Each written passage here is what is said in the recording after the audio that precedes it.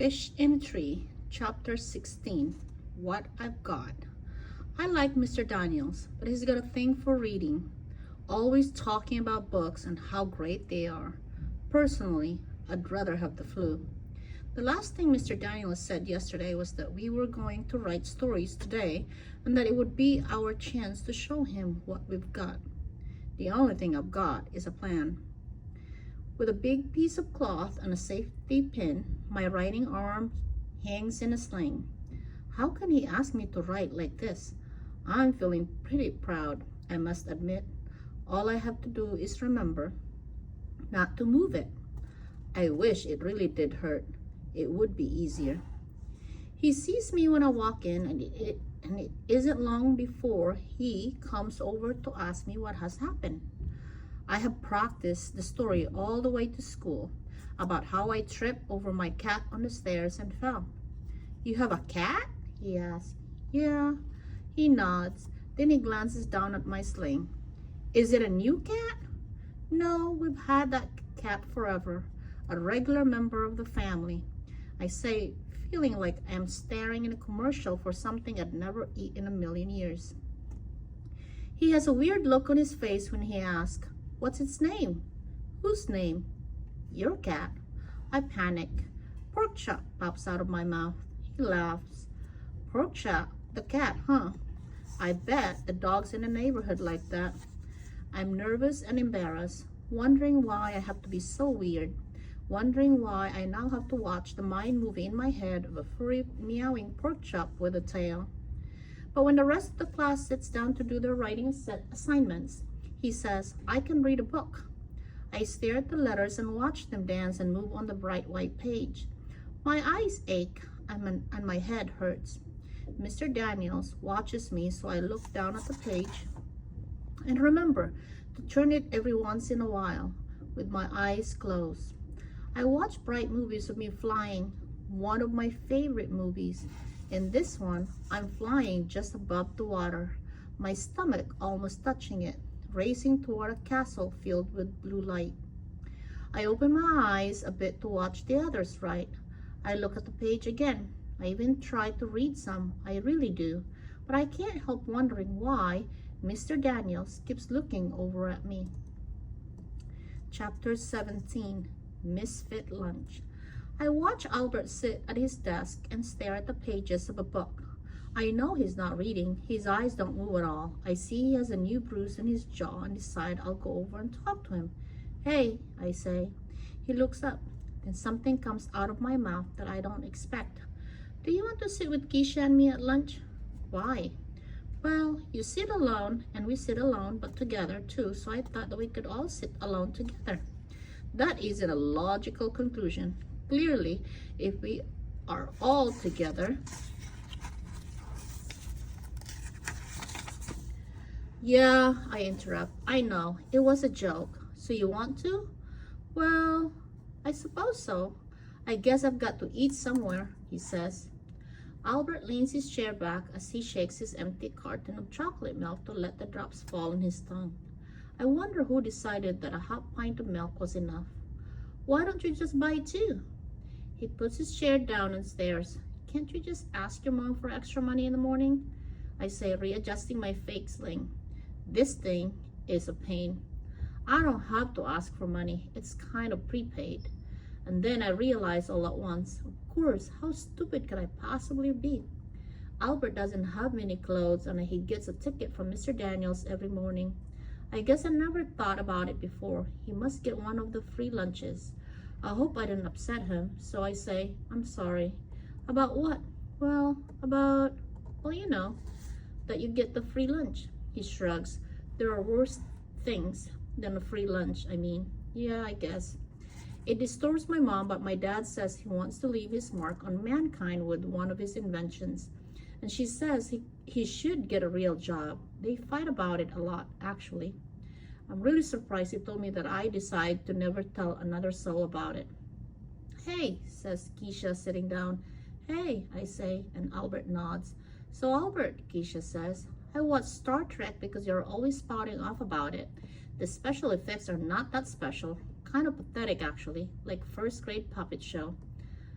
Albert looks horrified. Keisha laughs as she unwraps her sandwich. Yeah, I knew that would get ya. Shay's voice arrives before she does. Look, Jessica, she says as they walk by. It's the island of misfit toys. Yeah, Jessica says. It's like a six-legged freak. Shay laughs and Jessica looks proud of herself. Oh, those girls are like walking prickle bushes, Keisha says, taking a bite of her sandwich. Don't let them bother you. They don't bother me, Albert says. It doesn't bother you at all she called us misfit toys? I ask. It doesn't bother me, Keisha says. That girl can flap her gums about until the sun rises and sets again. I really don't care. I wish I didn't care, and I wish I wasn't jealous of Shay and all that she has. Albert is wide-eyed, but why are the toys all misfits? Square wheels on a train can be fixed easily enough. Albert has his most serious voice turned up too high. And what's wrong with the doll anyway? Why is it a misfit? It seems to adhere to the standards of a typical doll. Wow, he is in full professor mode. The Charlie in the box, he continues, is just like Jack in a box in every way but his name. Something is not a misfit simply because it has a different name. That isn't true, I blurted out. He looked shocked. I suppose he isn't used to being corrected. He held up his milk carton. Suppose I say this is orange juice. Doesn't change what it is inside. That's different, I say, thinking that the milk will feel like it's orange juice if it's told that enough. It is the same principle. I think of the words like dumb and baby and think how wrong Albert really is. What about the cowboy? Keisha asked. He rides an ostrich instead of a horse. That has got to be to make him a misfit. It is illogical to say he is a misfit just because he chooses to ride a different animal, provided he can carry out his cowboy duties. Albert, Keisha, how can you possibly say cowboy duties with a straight face? I don't understand, he says. Keisha's forehead touches the table and he continues, especially when you consider that ostriches run faster than horses, require less water to drink, and can use their legs and feet as weapons. They are fierce kickers with a sharp claws. I, for one, would trade a horse for that. That's just logical. And then I think that if someone hung a sign on me that said anything, having that sign there wouldn't make it so. But people have been calling me slow forever, right in front of me, as if I'm too dumb to know what they're talking about.